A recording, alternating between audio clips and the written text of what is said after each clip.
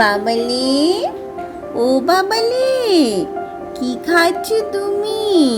শিং মাছ, শিং মাছ খাচ্ছ? হ্যালো এভরিওয়ান, কি খবর সবার? আশা করছি সবাই অনেক ভালো আছেন। তো আজকে আমি আমার আরাধ্য সোনা মোস্ট অফ দ্য ডেজ লাঞ্চে যে আইটেমটা খাই, আমি সেই রেসিপিটা আপনাদের সঙ্গে শেয়ার করছি। তো সেটা হচ্ছে শিং মাছ কাঁচকলার ঝোল। তো আমি এটা খুব হালকা করে রান্না করি, আর আরাধ্য সোনা এটা অনেক ভালোভাবে খায়। তো প্রথমে আমি 4 পিস মাছ বেছে নিয়েছি এবং সেটাকে আমি লবণ হলুদ মাখিয়ে অল্প করে ভেজে নেব। খুব কড়া করে আমি বাবুর মাছ ভাজবো না, বিকজ বেশি কড়া করলে মাছটা শক্ত হয়ে যাবে আর ও খেতে পারবে না, কারণ ওটা এখনও সব দাঁত ওঠেনি। তো যাই হোক, আমি মাছগুলো এখন তেলে ছেড়ে দিচ্ছি এবং মোটামুটি হালকা পাতলাভাবে বেশ কিছু সময় ধরে আমি মাছটাকে অল্প আঁচে ফ্রাই করে নেব। তো আমার মাছ মোটামুটি ফ্রাই হয়ে গেছে। এখন আমি আরেকটা প্যান গরম করে নিয়েছি এবং যে তেলে মাছ ভেজেছি ওই তেলটা দিয়ে আমি টোটাল রান্নাটা করব। তো আমার প্যানে মোটামুটি তেলটা গরম হয়ে গেছে। এবার আমি একটু সামান্য পরিমাণ অনিয়ন পেস্ট ইউজ করছি, কারণ খাবারে একটু টেস্টের ব্যাপার আছে, তো একদমই কিছু না দিলে স্বাদ হবে না।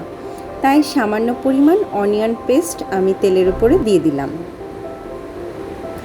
এবং মশলাটা আমি একটু কষে নিব।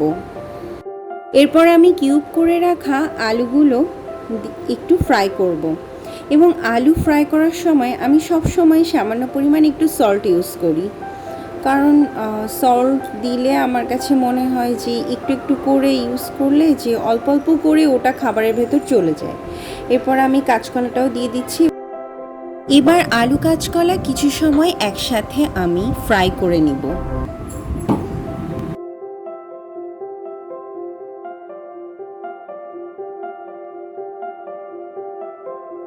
তো আমার আলু কাঁচকলা মোটামুটি ফ্রাই হয়ে গেছে এবং আমি আরাধ্যর স্বাদ অনুসারে কিছু কাঁচা লঙ্কা, মানে 3টা কাঁচা লঙ্কা ইউজ করছি আমি এখানে। তো সেগুলো দিয়ে আরও একটু অল্প সময় নাড়াচাড়া করছি। তো এবার আমি পরিমাণ মতো বাটার ইউজ করছি, আর আমি একটু বেশি পরিমাণে জল দিব, কারণ আমি এই রেসিপিতে একটু বেশি গ্রেভি করব এবং একটু গ্রেভ রাখতে চাই। এই কারণে আমি বেশি পরিমাণ জল ইউজ করছি। তো এবার জলটা গরম হওয়ার জন্য আমি ঢাকনা দিয়ে দিচ্ছি।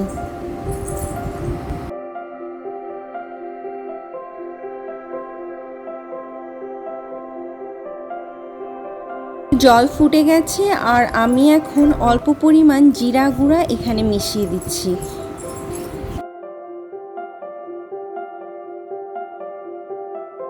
তো জিরা গুঁড়া মেশানোর পর আমি অল্প পরিমাণ একটু নাড়াচাড়া করছি, আর একটু নাড়াচাড়া করে আমি আবার ঢাকনা দিয়ে দিব, যে টোটাল রান্নাটা যেন প্রপারলি কুক হয়। আমার সবজিগুলো মোটামুটি এখন বয়েল হয়ে গেছে, আর এখন আমি মাছগুলো দিয়ে দিচ্ছি। মাছগুলো মিশিয়ে দেবার পরে কিছু সময় নাড়াচাড়া করব।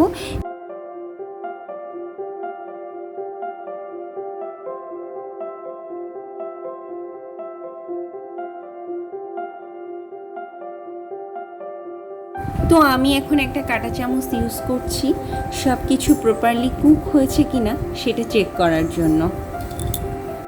গ্রেভটা গাঢ় করার জন্য আমি আরও কিছু সময় কুক করছি। তো আমার রান্না অলমোস্ট ডান, আর আমি এখন এটা নামিয়ে ফেলবো।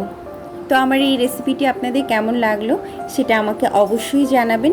আর আপনারা যখন এই রেসিপিটি ট্রাই করবেন তখন আপনাদের সোনামণিরা ঠিক যেমনভাবে খায়, মানে তাদের ঝাল লবণের টেস্ট অনুসারে অবশ্যই ব্যবহার করবেন।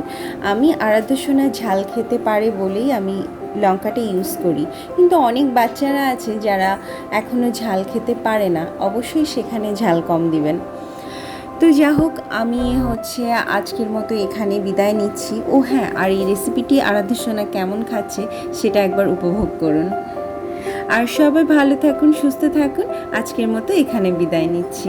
বাই। খা আম। আজি কি খায় কি খায় কি খায় কি খায় কি খায়, বাবা খায় বাবা খায়।